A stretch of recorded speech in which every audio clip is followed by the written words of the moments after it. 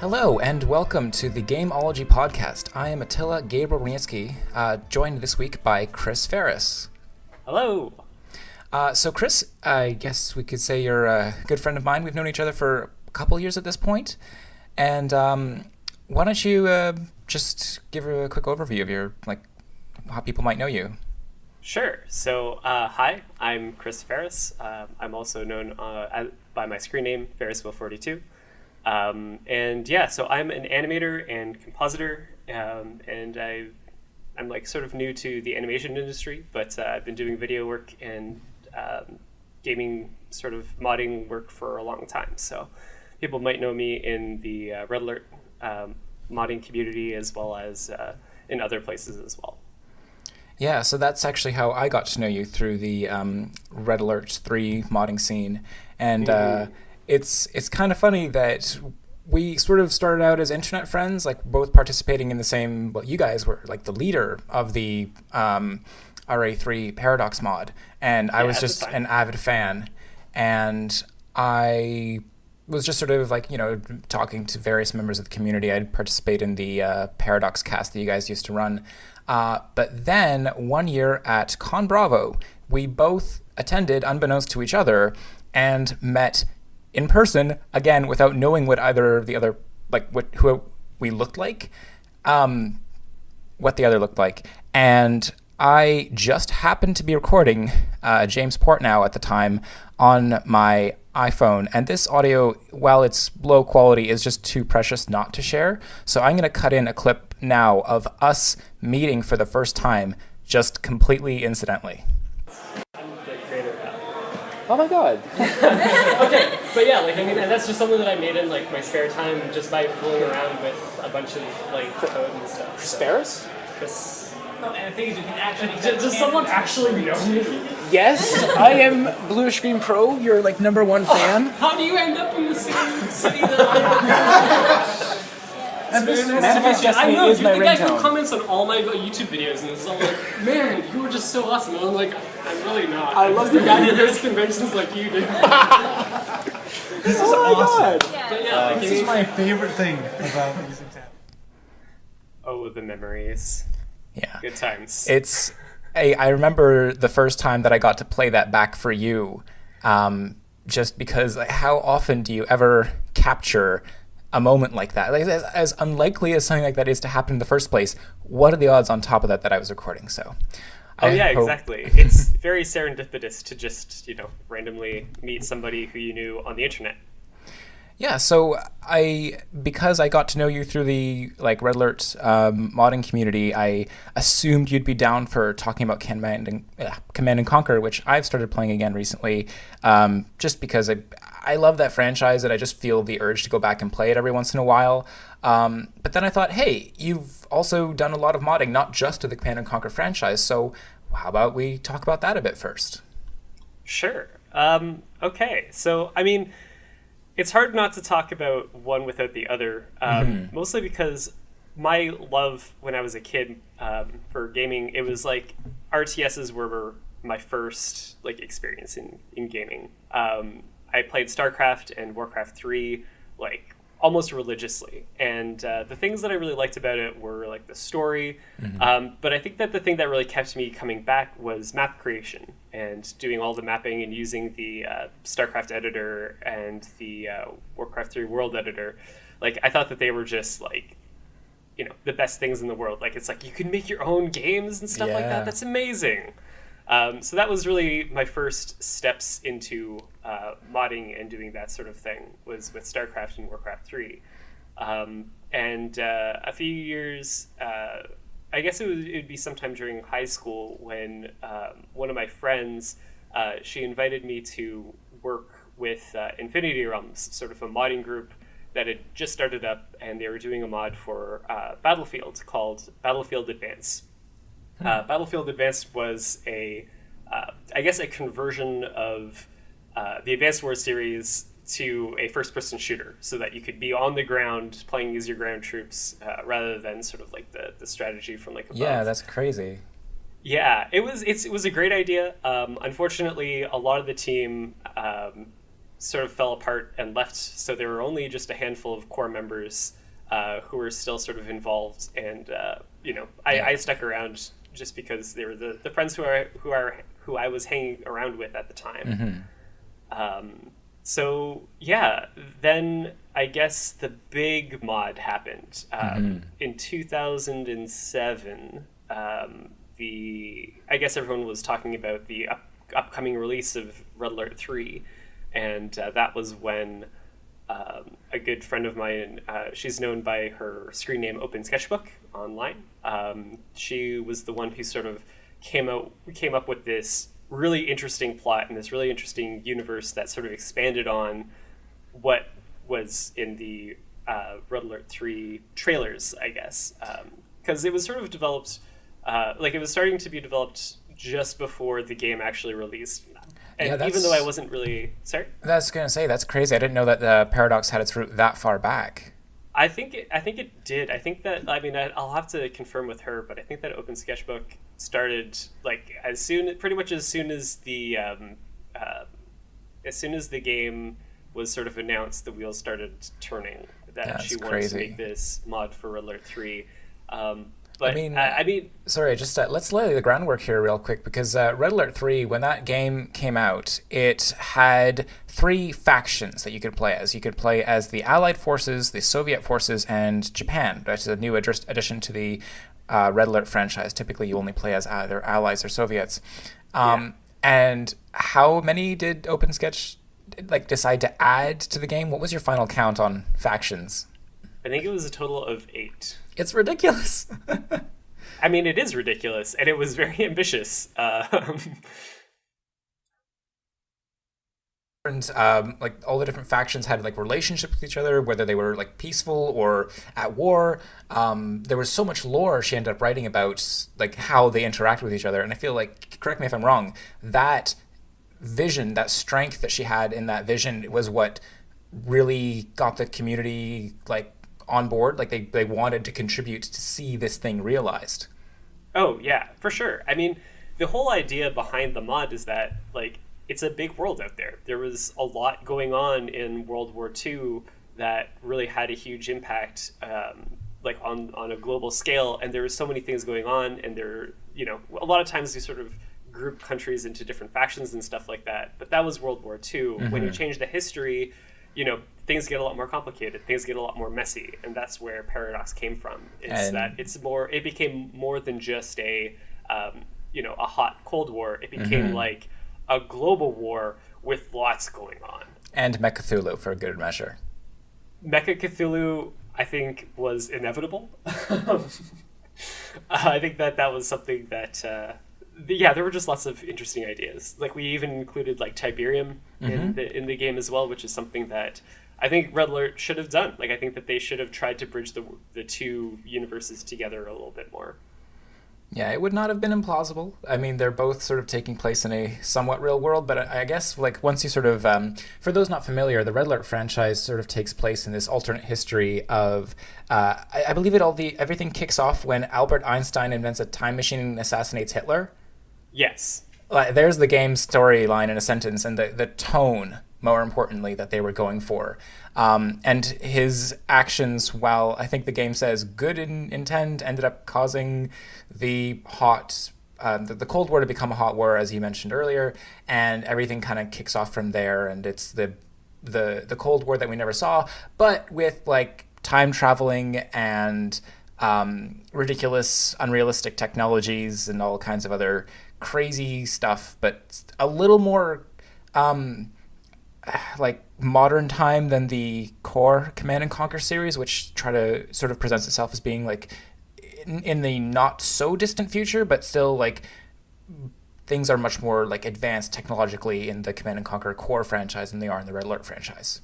Oh yeah, no doubt. I mean, you got to remember that Red Alert was made during the 90s, and back then the Cold War was still fresh in people's minds, I guess, and I think that was one of the things that sort of drove its popularity was the sort of fantasy of this Cold War becoming real. So I think that also sort of grounded it a lot more. Whereas Tiberian, the Tiberian universe, always felt a little bit futuristic. Like it always felt like it was maybe 10 years in the future, which I guess would be like present day from the game's perspective. It always sort of felt like a little bit in the future. Whereas Red Alert seemed like it could have taken place maybe 10 years previous. Yeah, and it's like my first introduction to this franchise. Like I was too young to play Command and Conquer 1. Like when that game came out, I was I don't know exactly how old, but I was just around the age where I was old enough to wrap my brain around a strategy game when Red Alert 1 came out.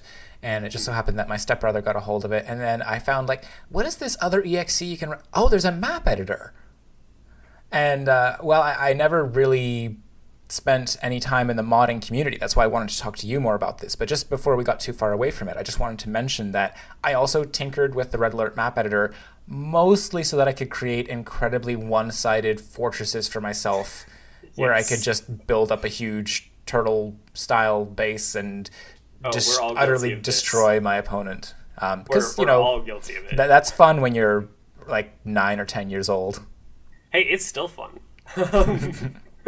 I mean, sort of in preparation for this, I've actually been playing some of my favorite Command & Conquer games. Been playing Tiberium Sun, and it's a much harder game than I remember. But then again, I cheesed a lot when I was a kid. So. Yeah.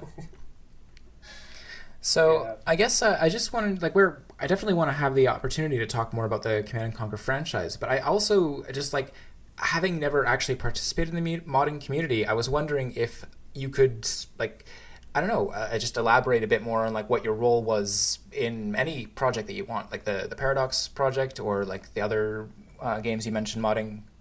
Sure, yeah.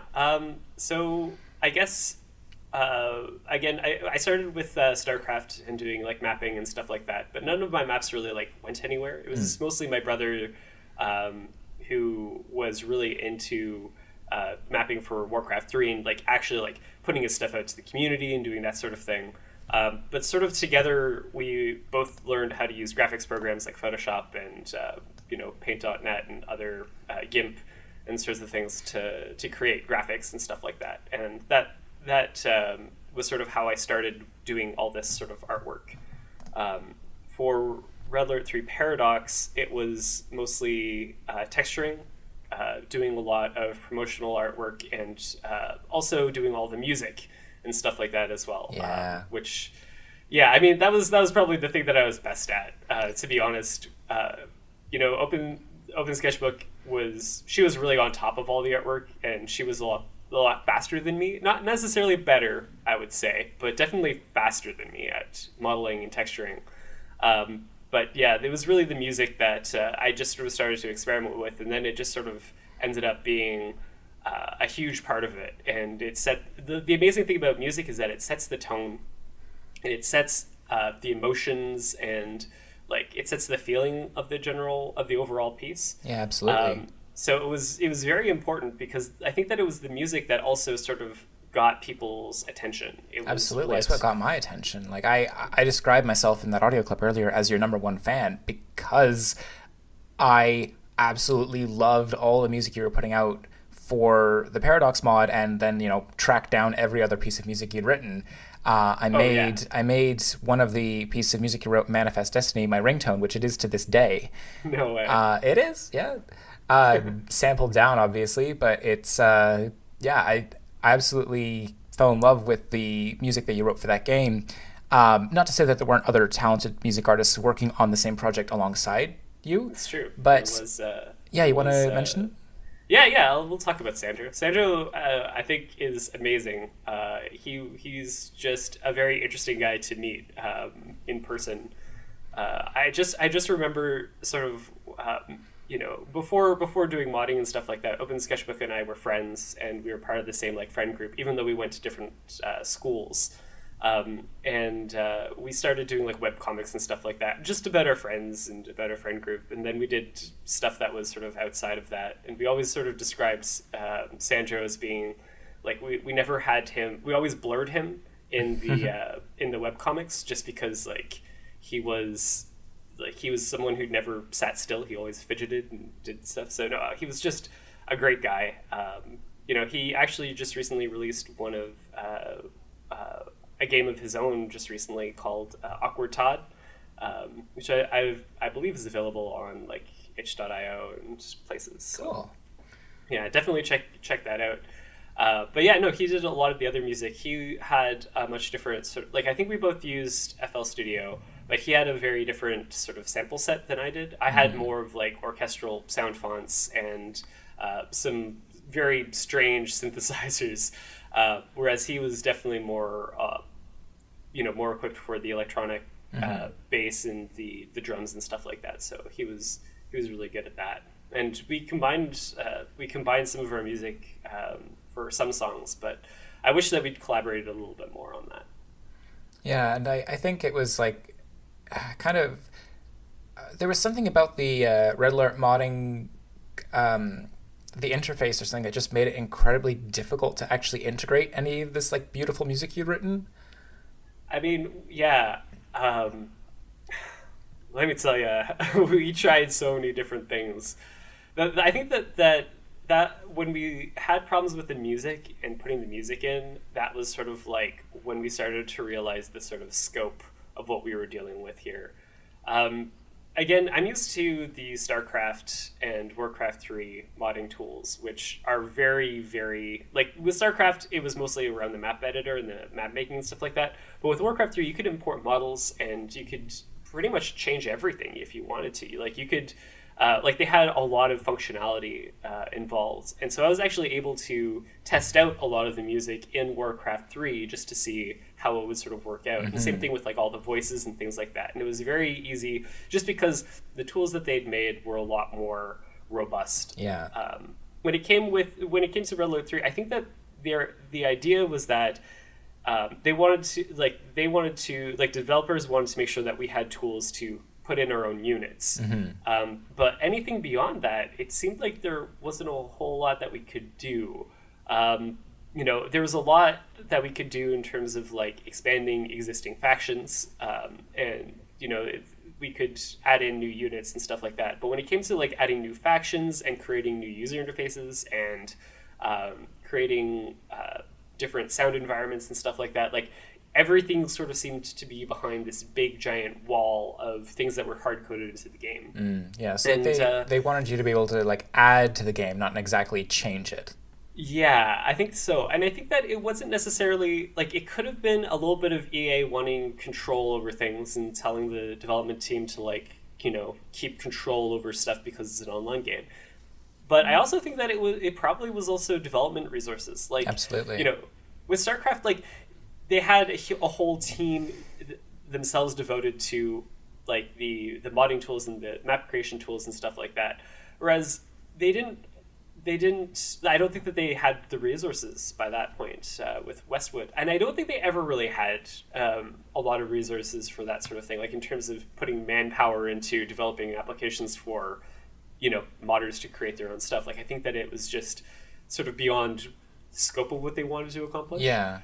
I mean, I can actually sort of speak to that from my own experience. Like, people have looked at my games like Zarnok Fortress and being like, I love this. Can you make a level editor for it? I'm like, absolutely not. Like, the amount of effort it takes to create a system that can like function as an interface for building levels and then like saving that as data, loading it all in, making stuff like actually work properly. Like, I've designed level editors in the past. I made a simple like make your own Mars lander kind of thing, which I don't really maintain anymore. But the idea of just like making things like user customizable means you have to have a lot of different systems in your code. Like, you have to have things that can read arbitrary models rather than using internal identifiers. You have to have things that can like pull art assets from like different file directories rather than like the game's internal. Like, I just knowing how hard it would have been for me to create that for the scope of the game that I'm creating, I can understand that these aren't always things that developers can spare any time to make. Like, they're trying to ship a game. They're not trying to ship a tool set or I know that it's a way to sort of give the game legs beyond its initial lifespan. I know that people can make amazing mods. Like that's how we got Dota, right? Like that was made in the Warcraft 3 engine. Oh yeah, exactly. But Dota, and I mean, like it spawned its own genre. Yeah. Basically. So that's amazing that they were able to dedicate that much time to making the tools as robust as you were describing them. But I can understand, as unfortunate as it was, that they couldn't sort of allocate the necessary resources to ship what they thought of as a complete product and also make it so that it was open-ended and you were able to modify it and so on. Yeah, I mean, at this point, I think that if we were to go back and try and do Paradox again, it would probably be easier to, like, you know, use the StarCraft 2 editor. You could easily make a Command and Conquer clone in the StarCraft 2 editing software. It's like, just, yeah, I think that it's just because I'm not sure if Blizzard was a bigger company at the time in the 90s, but they were definitely sort of competing with each other, Westwood and Blizzard, at least because they're the two biggest RTS companies that were at the time. But yeah, I think that it was just really hard. And I mean, there has always been some difficulty in modding Command and Conquer games. I think the easiest ones to do were probably Command and Conquer 3 and Red Alert 3. Yeah, I guess like the older games had those like reasonably robust map editing tools, but those were basically just what the developers were using to make the maps in the first place. So they had to take the time to invest in making those tools functional because that's what they were using to make the game. You want to invest the time in making your tool set robust so that you yourself can use it. Yeah, exactly. And I think that that's where a lot of modding tools sort of come from. So for Red Alert 3 specifically, it took them, I think, a year and change, I guess, for the actual modding SDK to actually come out. And so that came out with a bunch of documentation as well as some tools to convert models and stuff like that. But it was, like, you could tell that it was stuff that the developers had basically made for themselves and had tried their best to take their documentation and make it easy for people who, you know, weren't up to date with with their internal development lingo. Yeah. So it ended up being the modding tools ended up being like fairly robust. We could do a few things, but you know, there were a lot of things that I think that by the end, even for them, they were having a hard time with. You know, we managed to, you know, work our way around the main menu screen and you know, create new assets for that. But it's like we couldn't have added anything new there. Not that like StarCraft ever let you do that sort of thing, but like, you know, it was always sort of a pain to work around these sorts of limitations. And so, you know, when it came to adding factions, we managed to get one fully in. We had a couple working versions where there were 5 or 6 factions, but there was sort of a point where everything broke, and it sucked. So, and I mean, like Paradox was featured as one of the most like far along and successful Red Alert mods. Like, can you even think of any other mods that were actually like completed and that you really remember tinkering or playing with at the time? Uprising, I was sort of involved in the development of that at the time, just because I was sort of waiting on art assets and stuff like that with Paradox. So I sort of asked to see if they needed any texturing work or modeling work and stuff like that. So I sort of got to see how far along they were with their stuff. When you mentioned it, the name sounds familiar. They were adding like a 4th faction to the game. That was like their goal was to add one more faction. Was it Uprising? Was Uprising the DLC, or I think it might have been Unleashed? That's it. Yeah. Red Alert 3 Unleashed, and so my bad. It was so long ago. Yeah, so I mean, sorry. Red Alert Uprising was not super memorable. Like, I think there were people in the community who were creating more interesting experiences in that game than like they wanted to charge full price for that thing. That was like they were saying, "Oh, it's not an expansion; it's its own standalone thing. You don't need to own the original game to play this." It's like, yeah, but this is nowhere near good enough to release as its own standalone product. I mean, that's that's sort of the EA business model. And I would say that compared to today, that is sort of like, man, I'm so glad that they didn't go a full EA on this, Yeah. Yeah, I Lord, guess. yeah. I mean, I could talk about modding for like The Sims, because The Sims is another sort of EA product. But Sure, yeah. Let's change gears a bit here, like because we've talked a lot about this large like all-encompassing experience, but like I imagine modding The Sims was much more of a solo affair for you. Oh yeah, I mean, it was never even stuff that I did and posted stuff online publicly, but it's something that I still tinker to this day to like get characters that look exactly the way that I want, and to get all the different furniture that I want and stuff like that in the game. The Sims 4 is definitely much easier to. I guess it's also like the scope is a lot easier to figure out with The Sims 4. I'm not sure how it compares to The Sims 3 that much. I didn't do a whole lot of stuff for The Sims 3. It was mostly like texture swapping and stuff like that. But Sims 4, like, you didn't even need...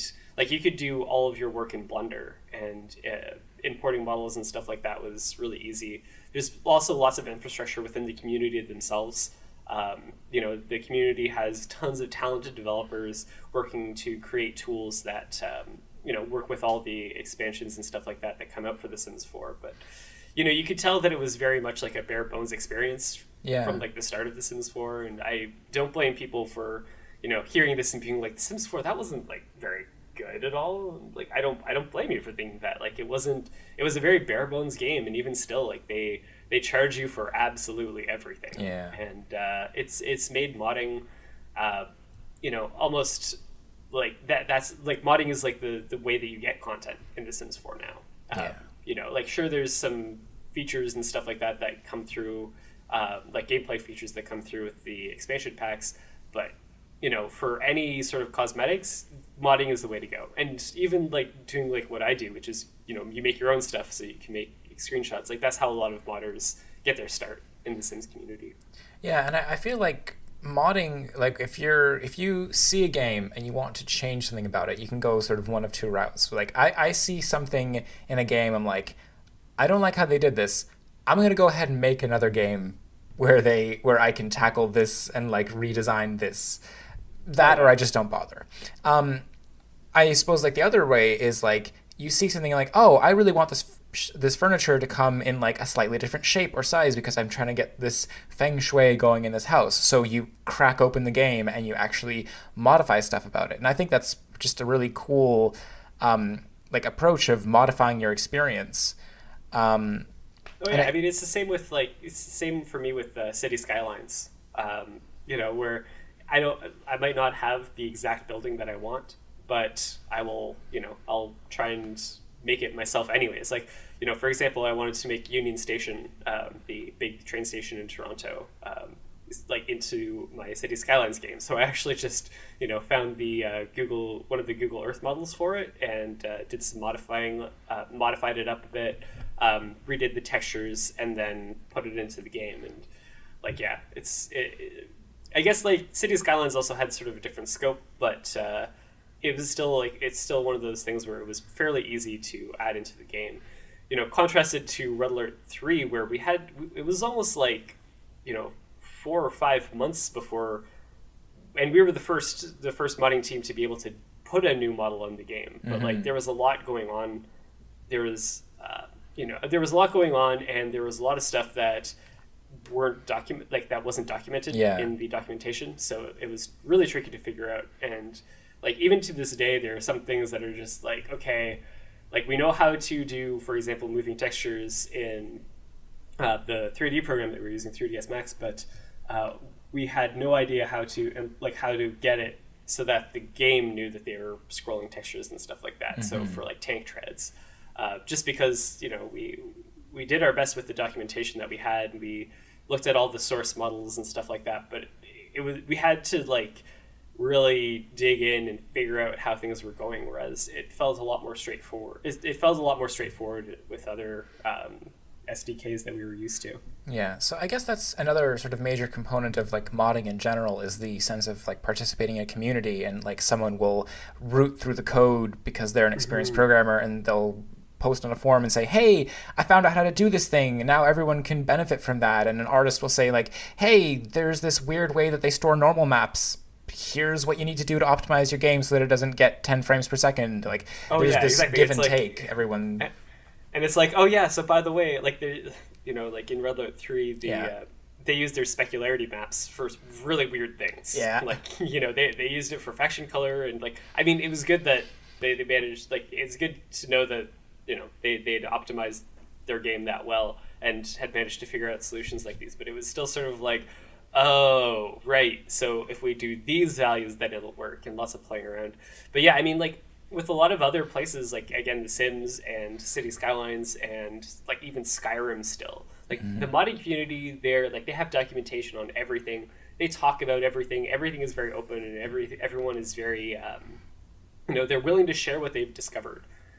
With Red Alert 3, like, it felt like we were the only modding group that was really willing to do that. There were a few, we collaborated with a few other modders there to, like, really sort of get a sense of what we were working with, just because, like, at the time most of us were in college, and we weren't skilled programmers or anything like that. We were really relying on sort of a community to be there, but there really sort of wasn't. It felt like everyone who had modded for Command & Conquer 3, they had all their documentation, which was fairly similar, but they kind of, it felt like people had given up after that, I guess, where that was what we got with Red Alert 3. It was like, well, we had to figure out most of it ourselves. Yeah, it's almost like some of it was such a tough nut to crack that maybe by the time people finally got the answers, they were like, well, I'm holding on to this. I want my mod to succeed because of these answers. Oh yeah, there was healthy competition among the modding community. There was some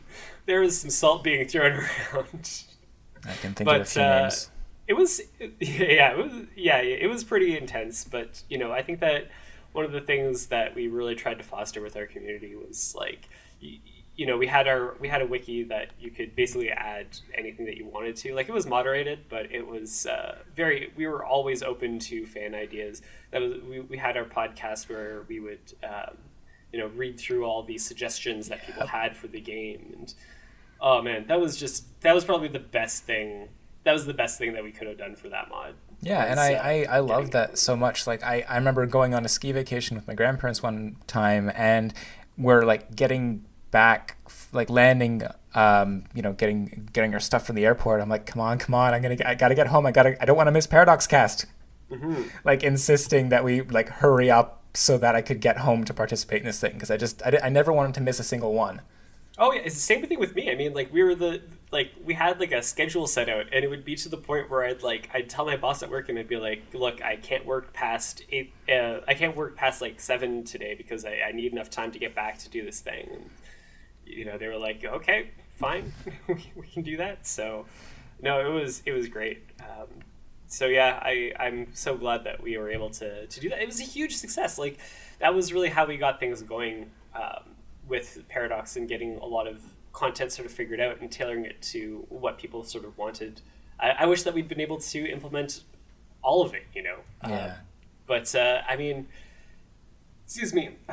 Like, as I was saying earlier, like, at this point, it would probably be easier to use either the StarCraft editor, or even just, like, use Unity and, like, build everything ourselves using a there's a lot of, like, RTS sort of, like, starter kits, I guess, available for Unity. So it would be sort of like a good starting point for something like that. But, like, we have so many, like, we built such a huge library of assets at the time. So yeah. It's one of those things where, like, from my understanding of it, modding is entirely, like, a labor of love. Like, you're not making a product to sell. You're making something that you want other people to play and enjoy. Mm-hmm. And it's very much a community thing, and very much like, when you're working on a mod, you don't feel like you definitely feel like you're the author of your mod, but you don't feel like you're in this at the same level as, like, a game developer. Like, you don't think that you're at the same level as, it's hard to sort of explain. Like, you feel like you're not doing this because it's your job. You're doing this because it's really fun, and because you want to put all your heart and soul into it. That's one of the things that I really remember, and really I sort of admire about modding communities, is that, like, you're willing to put a lot of very very painful time and effort, I must say. At some points, like, you're looking through your code and being like, everything looks like it's working, like it should work fine. Why is it not working? You're having to deal with a lot of frustrations of like working with a team, but like everybody who's part of that team also isn't being paid. So, like so you have to manage your work and your modding balance and stuff like that, because sometimes it takes over your life. So it's not like a work-life balance, like it's like a work modding balance. Yeah. So yeah, I mean, it's really something that I have a lot of admiration for modders. Yeah, it's something that I've never I've always been like far too interested in writing and creating worlds of my own that I've never participated in modding. But I find it, as you say, like just admirable that there are these people who are willing to stick with it and create these amazing experiences for other people to enjoy. All right, well, I think unless there's anything else you wanted to mention about your modding experience? Nope, I think that's it. Okay, well, thanks so much for coming on to talk about your experience with modding, and we're probably going to roll into another episode where we just talk some straight up Command and Conquer goodness. So, sounds great. Where can folks find you at on the internet? Yeah, so I've ramped down my modding, the modding scene and stuff like that. So you can still probably find me on ModDB. So if you want to check me out there, you can totally do so. I haven't really updated that in a while, but if you're interested in talking to me, that's probably the best place to do it. Otherwise, if you're interested in animation or compositing or any sort of that sort of thing, you can see all my work at www.chrisferes.com. And so that's it for me. Sounds great. And as always, you can find me on my website at bluishgreenproductions.com, where you can submit user feedback, questions, and comments about the show. And you can also follow me on Twitter at bluishgreenpro or my personal handle, Attila Gabriel. Thanks so much for listening. Bye-bye.